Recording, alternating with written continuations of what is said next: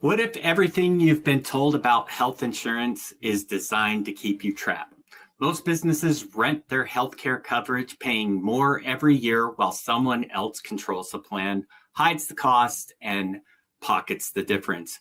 But what if it but what if you could own it instead? Today's guest has spent 17 years helping businesses break free from this very cycle. His clients have called him more than an agent. They often call him a confidant who seeks first to understand, then creates win-win solutions. He's also been known to go above and beyond, even when it's not his responsibility. He definitely believes insurance doesn't have to be a different language, and he believes in transparency should be possible and shouldn't be optional. And he believes that once only possible for Fortune 500 companies is now within your reach as a business owner to be able to take absolute control of your healthcare. Welcome to Behind the Premium. My name is Cody, and I am your host for today's episode. And sitting with me is Jon Knudson. How are you, my friend? I'm doing great. Thanks for having me on, Cody. Awesome. We're excited to have you on. For those that have been kind of watching our episodes of our roundtable discussions, you know that Jon has been a regular, and we are excited to kind of dig in a little bit deeper about him and who he is. But before we do, Jon, do you want to kind of kick it off and tell us a little bit about yourself and your brokerage that you have? Yeah, thanks. Yeah. Again, Jon Knudson. My company is Knudson Benefits Group. As Cody mentioned, I've been doing this for a long time. A little update there, Cody. It's now been 21 years that I've been doing this. So, but who's counting, right? Exactly. But really, I just think back in my career, this has been quite an interesting industry. A lot has come and gone and changed, and things got really boring for a while, and now it's more exciting than ever. We are seeing all kinds of creative solutions, and employers need to know about it. So I'm excited to spread the word here. Yeah. And before we dive into the questions that I had prepared for today, I think it's important. And one thing that I really picked up on with my conversations with you on these episodes has been that not all brokers are the same. And I think it's important for us to kind of paint that narrative from the very beginning, because as we go through this, we'll tell you why and how they are not all the same. Do you want to kind of talk to that a little bit? Oh, yeah. Before we jump in? I've heard that too. I've heard people turn to me and go, you guys are all the same, right? I mean, you're just out there working with all the same insurance companies. If I have you bid versus somebody else bid, it's all going to be the same, right? And they're not wrong. A lot of brokers really do kind of look the same. They're all out there quoting the same insurance companies, and these insurance companies will be the first to tell you your broker is not the one that dictates your cost. Yeah, you could maybe have your broker negotiate a lower compensation for themselves, and maybe that makes their quote a little bit lower than some other broker, but what makes up your rate with these insurance companies is you. It's your employees. It's your plans. And so if the broker is quoting the same, using all the same components, quoting the same plans, the price is going to be pretty much the same as well. So that is true for most brokers. But with us, we're doing things that I'm not seeing from other brokers. We're doing this differently. And this is important.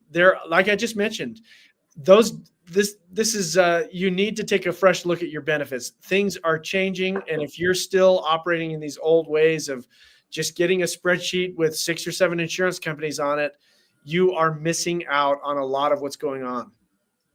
Yeah, that totally makes sense. And I think that a lot of us, we'll just call them consumers, get pretty generalized in our way that we view things, right? Car dealerships, insurance brokers, mortgage lenders, real estate agents, you guys are all the same. You have the same product lines.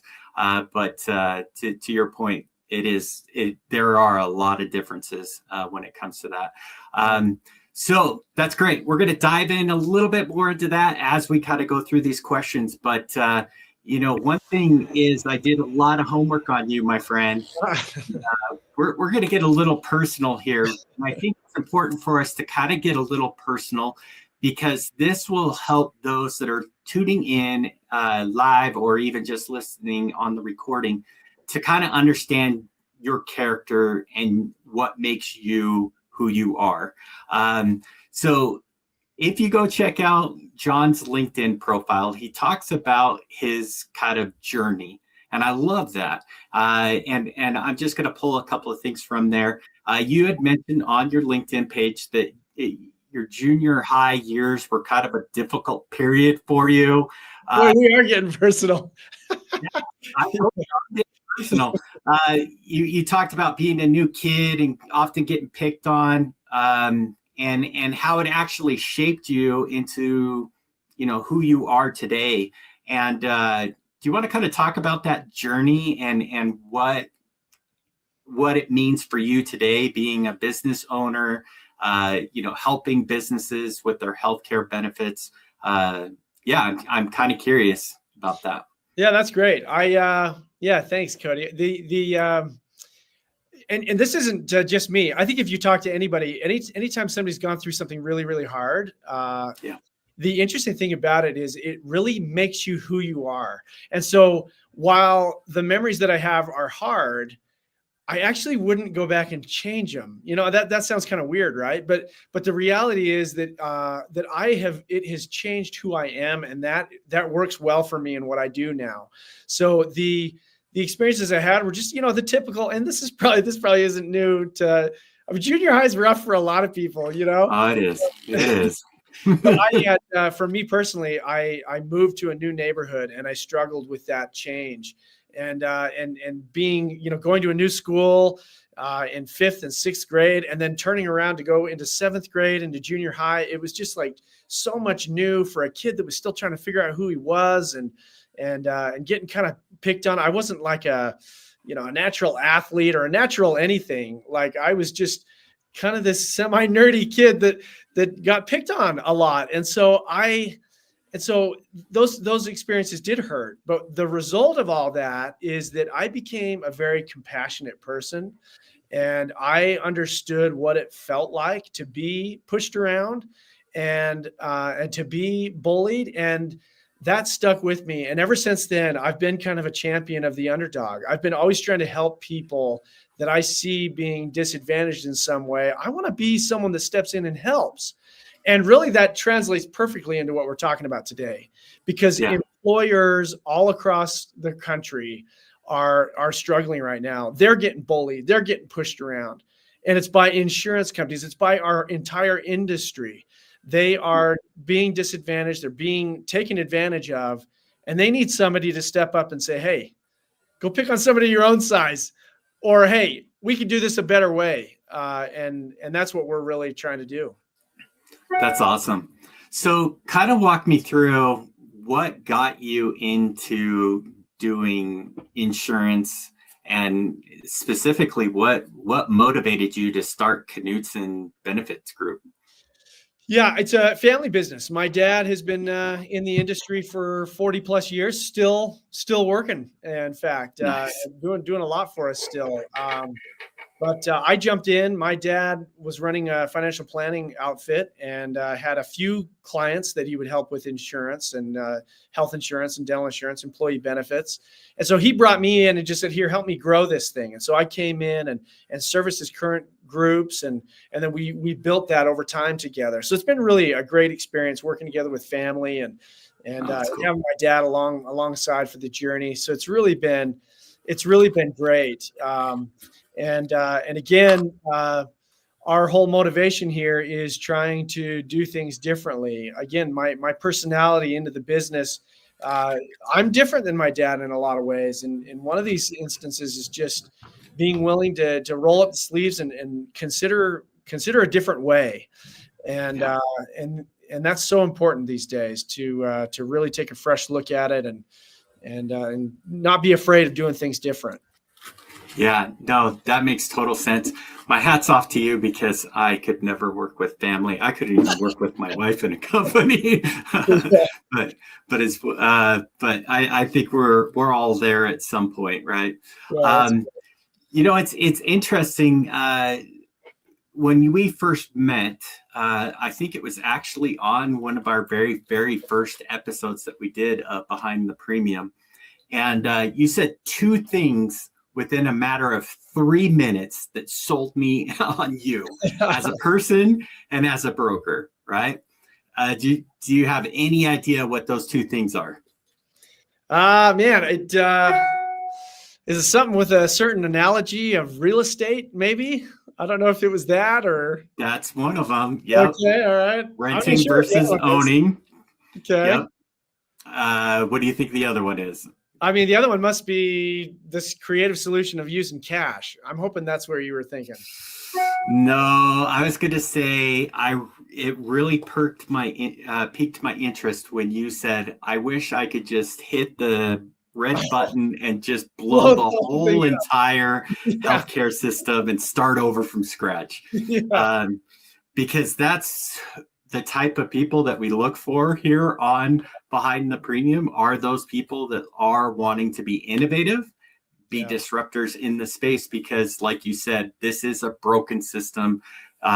There are businesses, there's even individuals that are being bullied by these insurance companies. And unfortunately, it's the reality that we live in, but it doesn't have to be that way. No. So with that being said, do you mind kind of telling us that little core philosophy that you have about renting versus owning? Yeah. So the concept is this. Too many businesses today are renting their health insurance from a landlord-style insurance company, not realizing that they don't have to do it that way anymore, that they can get to the point where they're owning their own health insurance plan. And it's really not a bad analogy if you think about it. Because when I was first married, me and my wife, we rented an apartment, and it was great. It was awesome. We just would pay our rent. And if things like weren't working, we just tell the landlord and he would fix them. It would talk about the easy button. But what had happened though, is that from year to year, our prices were going up. And so now we had to make this decision. Do we stay where we are paying the increased rent, or do we move? At some point we said, I don't know if this is what we want to do. Why don't we look into buying our own home? And when we did that, it was interesting because here, all these years, my rents were going up every year. Then when I buy my home, I start to realize, oh, wait a minute, I have a 30-year mortgage. And that means I pay the same amount every single year for the next 30 years. Utilities go up and down a little bit, but that's, why was my rent going up so high? I mean, I found myself as a young 20-something-year-old going, what gives? Right. Fast forward to today, I'm a landlord. I have a duplex. And guess what I do, Cody? I increase my rents. And yes, my mortgage on the duplex stays the same. Stays the same. Utilities go up, I guess, a little bit, but not a lot. I'm charging more rent for my renters. Why is that? Because I can. I've looked in the neighborhood. I see up the street, down the street, side to side. Everyone else's rents are going up. So in order to stay with that whole trend of rents going up, I increase my rents. And because of that, that helps me. I've become a more profitable landlord because of my rents going up. The same thing is happening with insurance. I mean, look around. When have you ever seen your insurance renewals go down? Never. 10 years of experience. I'm going to say never. These premiums continue to increase and grow over time. The family rates that we had back in those days, I think they were like $300, $400 back when I first started in my career. Now what are they? They're in some cases over $2,000. It's just amazing how things have changed. And the insurance community for the most part have just been riding that wave. Let me give you an example, a more specific one. And this has happened several times in my career. Insurance company comes out and says, "Here, we got your renewal for your client. Can you? But before I give it to you, I want to talk to you first." Okay, so let's get on the phone. I don't know what you want to talk about. And they say, "Okay, so I got this renewal. It looks like it's going to be about a 15% renewal increase." Dang, 15. Yeah, it's a 15. Yeah, you've got some high utilization in the group. Can you tell me who it's from or what they're dealing with? No, the group's too small. I can't share that level of detail with you, but I will tell you it's a 15% renewal. Okay, so why didn't you just send that to me? And then they say, well, is the group going to go out to bid? And I'm like, hey man, like I'm an insurance broker. This is what I do. Yes, of course we're going to take it out to bid. We got to make sure this is competitive. And that's when they say, oh, okay, we're actually going to give you a 22% renewal because we don't want a 15% going out to bid. Okay. Oh my gosh. You just send me whatever renewal you want and we'll see what happens. And so they do. They send out the 22. I go out to bid. And guess what? I get some rocking offers from other insurance companies. And then what do I end up doing? They call me back and they say, hey, has the group made any decisions? Where are they leaning? I said, yeah, I got some really competitive rates. Oh, you're kidding. Can you tell me kind of what they are? Well, they're pretty low, single digit. Oh, well, let me get back to you. All of a sudden they come back to me and say, here's a 5. So our renewal went down from a 22. It went from a 15 to a 22 down to a 5. So it left me just going, what is going on here? Why is this happening? And the reality is insurance companies are just raising their prices, trying to pass along these renewals, hoping that we don't push back.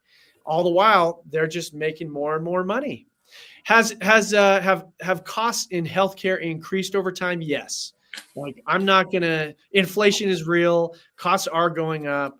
But what I'm promising you is that insurance companies are making a lot of money. And this is where I'm saying, sure. Just like renting your apartment versus owning your home. At least back when I did it, maybe things have changed these days with interest rates, but back when I did it, I ended up paying about the same for a much larger home than the apartment. I had some great rates, got in there, locked in, and I was paying less. So there was a couple things that happened. Transparency into my costs. Now I knew what my utilities were. I knew what my mortgage was. And I had control over things as well. So that's the other piece, transparency, control. Now here's the other thing. We can now have creativity in how we utilize things in our house. If I'm trying to lower costs, maybe I keep it cooler in the winter, keep it warmer in the summer. This is up to me. I can choose. In the same vein, employers can own their own health insurance plan and have complete transparency over how the money's flowing in and out of their plan. Now they gain control over how their benefits look. And the cool thing is then we can start implementing amazing creative solutions that will lower their costs dramatically. And it's amazing some of the results that we've seen from this. So it's working. No, that definitely makes sense. Kind of playing off of your real estate analogy there. I mean, you think about the time that you moved from renting to buying. I mean, I remember when I think I was paying like $700-800 a month for a 2-bedroom apartment, and we were looking at our first home, and it was going to jump us up to like $1,200. And for a young family, that's a huge jump, and it's scary. But in the long run, that $1,200, by the time you get your tax breaks, you get to write off your mortgage and interest, all that kind of stuff. It actually is a cost savings, right? And to your point, you get to do all this kind of stuff. And for me, it was a very scary thing.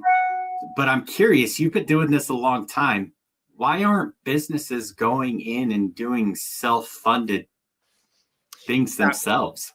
Because they're being told that they can't. So there are a lot of brokers out there that are telling people they're too small.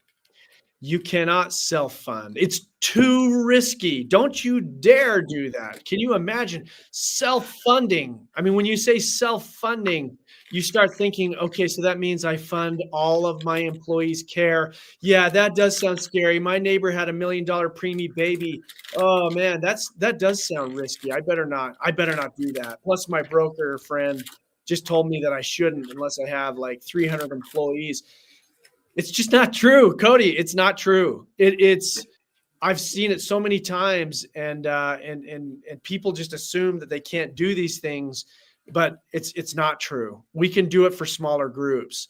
We can begin these self-funded strategies really, really aggressively. Like the sweet spot for these things are definitely like 70 to 80 employees, but we can go down even further than that. For certain groups, even a group of 40 employees enrolled in health insurance is enough for us to start looking into some of these creative solutions. For companies listening that have fewer than 40 employees, I've even got other options that we can go to that get close. It's not the dream scenario, but we can still bring you a lot of transparency and control over your plan, even if you've got as few as 10 employees. I've got some benefit packages that down to 3. I've got great options, no matter the group size, that can really let you get more in control of how your benefit works. That's awesome. So, like you were saying, they're being told that they can't. I'm going to try to read between the lines here, and you can tell me if I'm going too far out on a limb here, but this is kind of a spicy take. So when you were giving the analogy of the 22% down to 5%, that is in a sense a raise for the broker. Ooh, would you say? You want to talk broker compensation? That's a whole nother ball of wax. Geez. You want transparency. This is an element that you really do need to pay attention to, because a lot of again, most companies are not just straight up paying their broker. Most brokers are compensated from the solutions they bring from the insurance company. Obviously, yeah. But what is less obvious is just what that arrangement is. Just how are your brokers getting paid? And there's a lot of different methods that they could be paid. Are they being paid a percentage?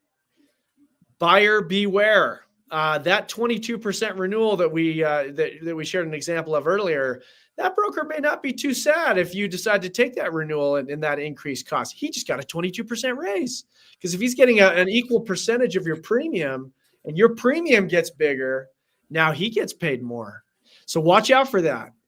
What about bonuses? What about other incentives that are layered into these things? You can have all kinds of different ways that an insurance company is paying a broker, either in paid benefit, or sometimes they offer these trips that are super lavish and exciting.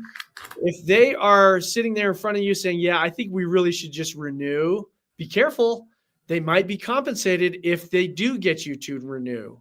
So I would ask him point blank. I would ask him, do you get paid any different according to what I choose?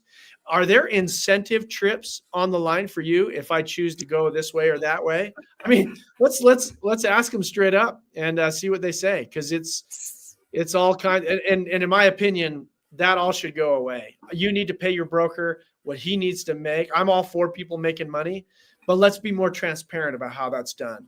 I'll tell you straight up, this is the amount of money I need to make on your group. You'll see that as a stated amount, and it won't be tied to any percentage. It's going to be a flat dollar amount, sometimes tied to the number of employees you have. So it does depend, but we're going to be open and transparent about it. And I think that's important.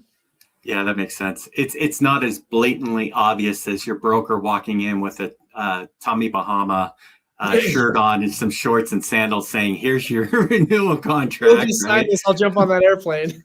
Yeah, exactly.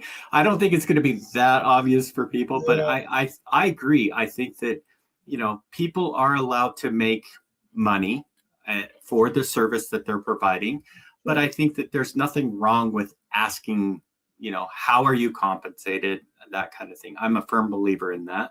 Yeah. And, you definitely get what you pay for. If you can find some broker, some real estate agent, some mortgage loan officer that's willing to do it for a fraction of the cost, you're going to get what you pay for, right? And so it could be a great thing, or it could be not a great thing, but at least you know what you're getting yourself into. That's for sure. It's surprising to me too, to understand, as I've talked to different groups, I'll question them on different things, and they'll say, "Well, no, I do that.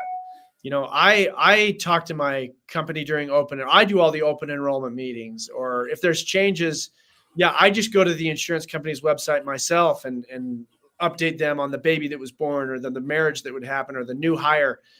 And I'm just going, man, so what does your broker do? I hope your broker's putting in some work, because it's not just a one-time sale. These products require a lot of maintenance and upkeep. So if you're not seeing them more than just once a year, boy, something's up. There's more to the story on that piece too. Yeah, for sure. One thing that I do love when I have conversations with you, and to be honest, as a UI UX designer by trade, these are nails on the chalkboard when I hear this phrase. But for this conversation, I'm okay to have it.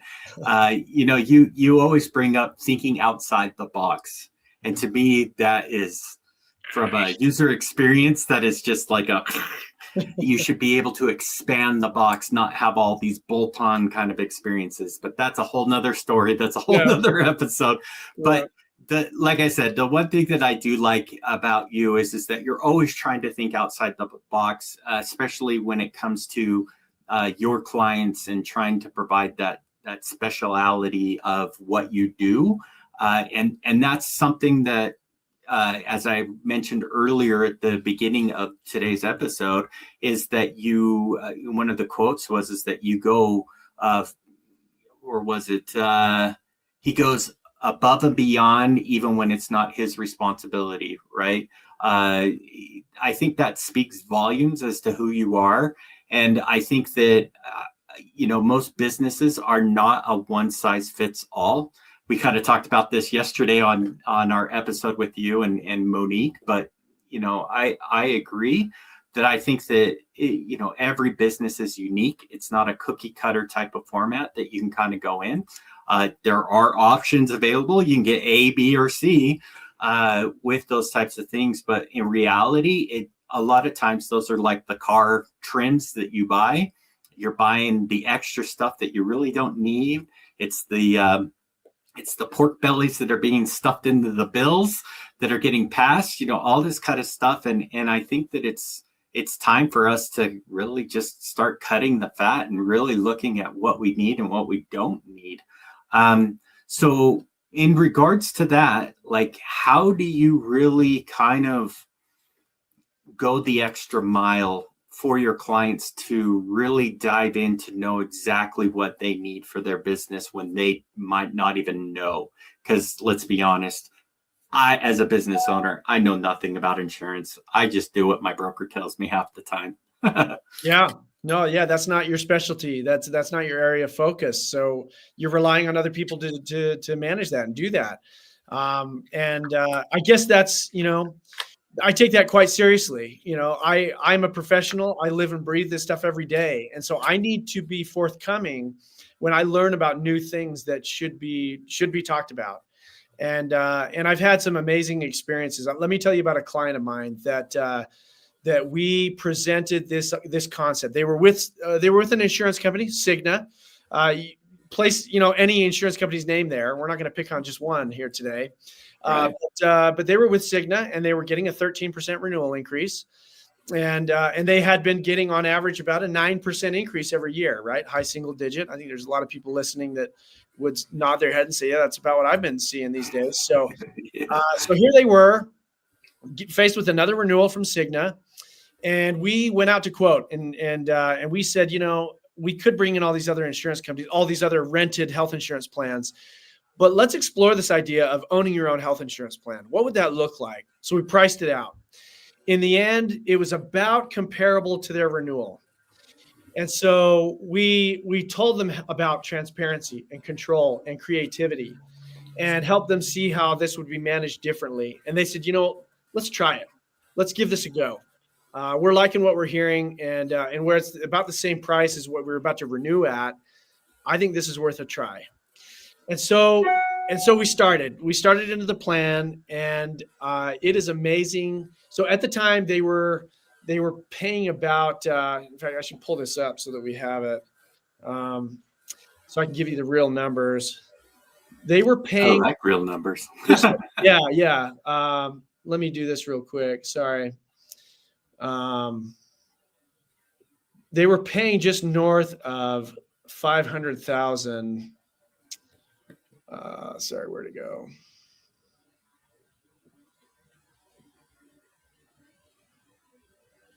Here we go.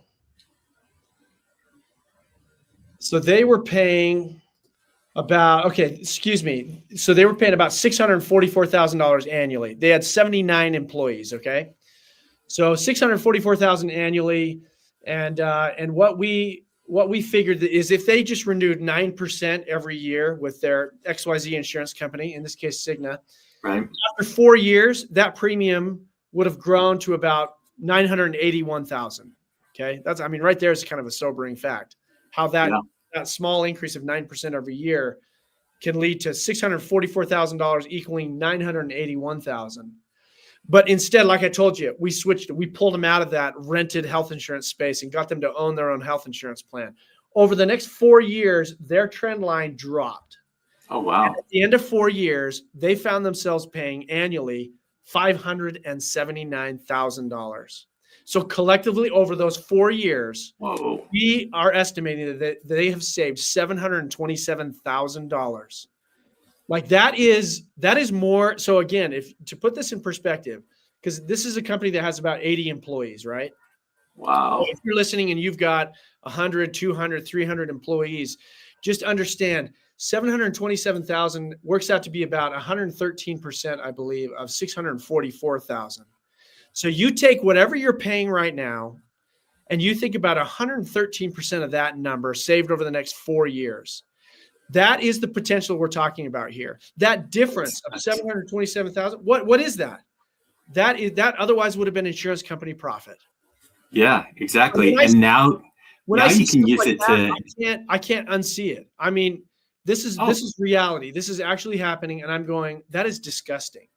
That an insurance company is sitting there profiting that much off of my group, and then handing me these renewals of 9 to 15% every single year, and never telling me exactly why, hiding behind the fact that healthcare expenses are up, and you've got some really high claimants in your group. They never tell you the facts. They never tell you all the details, and they're hiding, and they are making so much money doing it. And it's irritating. Yeah. And it's crazy because that amount of money that you would have paid them could go to fuel expanding your business to new locations, buying newer equipment, hiring new employees. And really expanding the business. And I think that, most business owners are always looking for ways to rub two pennies together as much as they can. I mean, this is a no-brainer in my opinion. Yeah. And, I agree with you that it is kind of when you do see the numbers, it is kind of a shell shock kind of thing to what really goes on behind the scenes of the healthcare space, right? So when I fully realized it was when I had a family member go through a medical event and had to come up with like $100,000, right? Out of their own pocket. That was their coverage, right? That they had to pay. And they're like, do we claim bankruptcy? There's no way that we could afford it, right? And they found out about being able to write a hardship letter to the hospital. Mm. Guess how much they ended up having to pay? Zero. Yeah. And right there and then I knew how much. I mean, let's be honest. Anytime you ask a business to write off, sorry guys, I can't afford it. I can't afford your service. I appreciate it. You guys did great. You saved my life, but I just can't afford it. Can I get just a financial hardship thing? Most people are going to be like, I'll see you in court, bud. I'm going to garnish your wages. I'm going to lien your house that you just bought now that you're buying, not renting, right? But to see a company at that level and that magnitude be able to say, no worries. I mean, it wasn't even like, well, can you pay anything? It was just like, congratulations, our committee met and we loved your story or whatever. And it was just like, we decided to write off the entire thing. Yeah. Really? Yeah. Oh, okay, great. Now my premiums are going to go up because we've got to cover that $100,000. Don't think for a second that they're going to write that off. They're just going to increase costs on Band-Aids. When you go there, an aspirin will go from $5 to $50 for a single aspirin. I mean, they'll find ways to cover it, but that should just be a real eye opener for a lot of people as to what's going on behind the scenes. But I think that there's some. Cody, I think because when you own your own health insurance plan and you gain full control over it, you can infuse it with a lot of creative solutions. One of my favorite things that we're doing these days, and this highlights exactly what you're talking about. What is the real cost of healthcare? We are able to embed inside of a health plan an ability to pay cash for your services. So maybe it's not this charity care that you describe where they just wipe the bill clean. But what we do is that we reach out to hospitals and providers, physicians, clinics, any kind of treatment facilities, and we offer to pay them up front. And if they'll work with us on that and discount the services, we will get that paid to them right away. And we have seen remarkable results from this. Oh, wow. We had a client that was in the hospital for 4 days, had a really horrible eye infection, and racked up $200,000 in medical bills. But when we reached out to them to negotiate cash up front to just get it paid for and done, the provider, the hospital, was willing to bring that all the way down below $40,000. So it left us all kind of going, can you believe this? Where otherwise, if you had a health plan, and even if it was a self-funded health plan or any other kind of plan, you would have otherwise just spent $200,000. You would have sent all of that money out of your health plan over to the hospital to pay for their services. But when we approached them and said, here, we'll just pay you up front, let's get this done right now, deep discounts were available. And this is one of the ways that we can bring these costs down for our clients, is that we can use creative solutions and I hate to use the expression again, but outside of the box ideas to say, look, why don't we come up with a better way? Look, you hate using insurance companies. As a hospital, it takes you months and months to get paid. Why don't we just pay you up front right now? Make it real easy. And they eat that up, and they'd love to deeply discount things if we pay them up front. So that's the way that we can get some of these results, these lowered claimed costs that immediately, again, this is not like, this is something else we could talk about too. When you own your own health insurance plan, you're not sending premium away to some other entity and you're hoping that you'll get some back at some point. Right. This is your money, and anything left over at the end of the year, it's just yours. You keep 100% of it. So it's amazing the results that we can achieve on this. So I love the out of the box thinking with this cash kind of concept plan that you've got going on. I do have kind of a 2-part question to follow up to that. So first, do all doctors, medical services, do they accept cash? And from my understanding, there are a lot of big insurers that are trying to create a monopoly where they own the hospital, they own the ER, they own the pharmacy, they own the TPA, the PPM, they own it all from A to Z, and they require you to basically not accept cash and bill through the insurance, and that's the only way that they can get paid. So we've been dealing in cash like this for about for something like 10 years. Aggressively over the last 4 years. And we're finding that 90% is our number. 90% of providers, hospitals, and clinics are willing to work in cash for deep discounts. So there are some outliers that just say, no, we're not going to do that. Or we'll do that. You can pay us cash, but we're not going to discount. So that happens occasionally, but very rarely. Nationwide, we're seeing about a 90% take on successful cash negotiations. Nice. Does that mean that if you pay cash, it's always in network, so to say? So actually, let me talk more about that, because the way we structure these arrangements, the employee, the patient does not pay anything for their care. So they pay zero when a cash negotiation is achieved. The health plan. So it's kind of this, think of it, it's a win-win-win. Okay, you got me. Kind of keep it coming. Here you go. So who benefits from this? Obviously, the employee loves it because they don't pay anything for their care. Now, why would we do that? As a plan design, why would we That seems too rich. Why would we give them absolute free coverage? The second piece of this is the health plan. The health plan benefits immensely. So even though I wipe away your, $2,500 deductible and now you don't pay anything, the health plan just saved like $100,000 and they're ecstatic. And then the provider is happy too, because they get paid up front and they don't have to wait for the insurance company. They don't have to wait for you to get on a payment plan. And over the next 10 years, you're going to finally pay me what you owe me. No, They get paid up front before the service is even rendered. And it's all done and sealed and delivered before you even show up. So it's amazing. So does it apply to your deductible? No, because you don't have one. You pay nothing for your care when a successful cash negotiation happens. We can run this a couple different ways. We can have this cash solution be kind of a bolt-on solution to your already existing health plan. And it's just something that you opt into anytime you want. The other way that we can do it is that we can actually make cash be your health plan. It will be the front-facing element of your health plan. You still will have a health plan, because I did mention that only 90%, right? What about the other 10%? Right. We can have the health plan still be there behind the scenes, and it will pick up anything that the cash negotiations can't or won't. But we're finding a lot of great success in leading out with cash and coupling that with these owned health plans that I've been talking about it's just magic. It's great. Oh, that's awesome. That's awesome.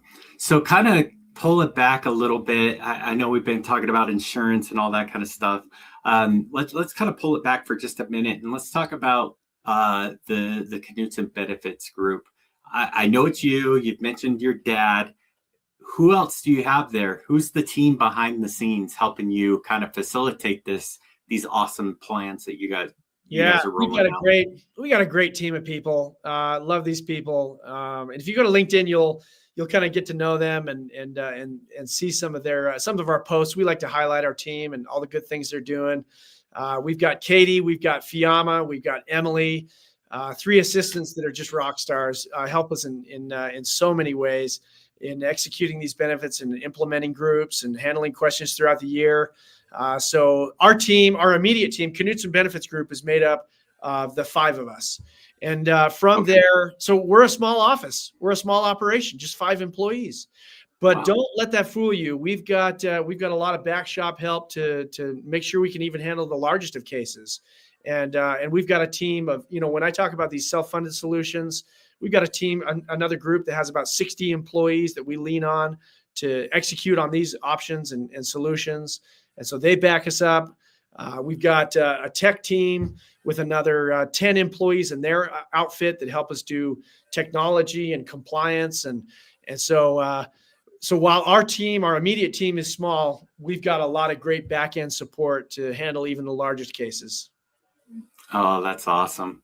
That's great. So, if somebody's interested in learning more about what you can do for them, we'll bring this up again at the end, but I'm curious, what channels, social media channels, you mentioned that you post quite a bit. What social media channels are you guys actively on? How's the best way to get a hold of you? That kind of thing. Yeah, that's great. We got a number of different ways to keep in touch. LinkedIn, we're active there. Always trying to post new ideas and content there. So I'd love to connect with you there. And then also you could take a look at our YouTube channel. We're trying to post a lot of good explanations and how this plan works. I'll bet your listeners are just, still probably a little confused about how that all works. Like, what do you mean? I can't get away from an insurance company. So I get into all that, trying to describe how it works. So I'd invite people to go to YouTube and check us out. Our website, of course, would be a great spot too, KnudsonBenefits.com. And when you're spelling Knudson, you see it here on the screen, S-O-N there, Knudson. So KnudsonBenefits.com. We'd love to, keep in touch with people. We got some good downloadable content there that you can learn more about what we're doing and how we're doing it. So, I welcome any kind of feedback and connection that people want to engage with. Awesome. And, I think it's in today's age, it is extremely important for businesses, especially leaders within the business, to be proactively engaging on these social media channels, participating in interviews, podcasts, things like that, because I feel like anybody can post an image with some text around it and have it be, hey, I'm marketing, I'm active on social, but it's not really the same like it used to be, right? People want to hear who you are so that you can build that authenticity, that trust, and that credibility with them. And so, I appreciate you taking time out of your busy schedule. I know you are extremely busy, especially right now. But if you could say one kind of final word to those that are listening in, what would you hope that they would take away from our conversation today? And once you have that, I have one more follow-up question for you. Okay. Yeah, I think my main takeaway today for everybody would just be, I hope as you've listened today, you're understanding that it's different. Things are different. Things are changing. You need to take a fresh look at your programs and your benefits, because there are a lot of great solutions out there that we can show you, and it's going to be great. We'd love to show you what we can do. Awesome. Perfect. So, as you know, and for those that are new and are tuning in for the first time for Behind the Premium, our whole mission is to empower business leaders to build up that confidence enough to challenge the current healthcare costs and status quo of how the system works. And as somebody that has been spending what did you say, 21 years, not 17 years, helping businesses navigate through, you mentioned somewhere, and I can't remember where I picked it up, the hodgepodge mess created by lawmakers, lobbyists. What's one uncomfortable truth about the benefits industry that you wish that more CEOs, HR leaders understood before their next renewal conversation? And I know you said something, but let's dig a little bit deeper, and let's kind of find that spicy take. Yeah, I just think that too many companies are too trusting of the people that they are currently working with. That is probably my number one objection or reaction as I interact with different companies, is that they seem to have a trusted advisor and benefit specialist that they've used for decades. Whether you're related to them, whether you live next to them, you've got a relationship with them. This stuff costs too much to be relying on that kind of level of trust. I'm all for trust. You can hear that in the way that I'm talking. Yep. We've got a lot of great clients that have been with us the entire time we've been open, and there's a lot of trust there. But I am suggesting to you that you need to question. You need to dig in, because everything has changed. And if you're just relying on the same words from your broker who says, yeah, I think you probably ought to just renew, or I think you ought to just, maybe we better play it safe and just look at all these established insurance companies.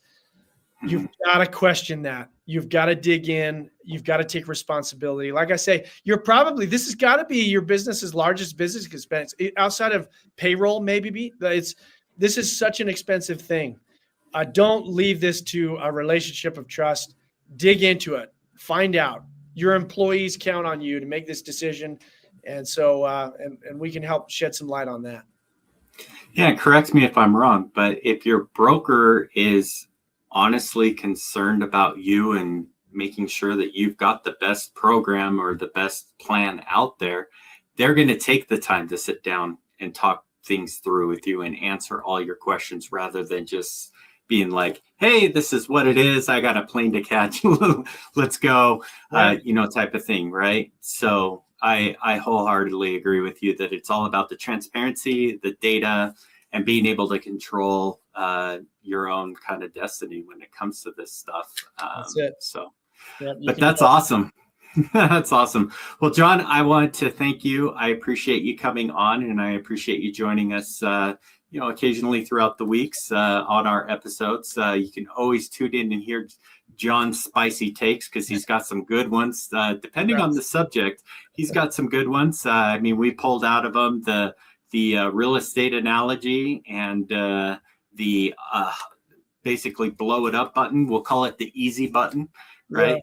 But yeah, definitely tune in to hear more about Jon. And if you want to learn more about Jon, again, LinkedIn, what were the other things, how to get a hold of you? Yeah, LinkedIn, YouTube, even our website. Love to connect. Awesome. Thanks everybody for tuning in. We appreciate you. And until next time, keep pushing that status quo and ask questions. There you go. Thanks, Cody. We'll catch you later. Yep.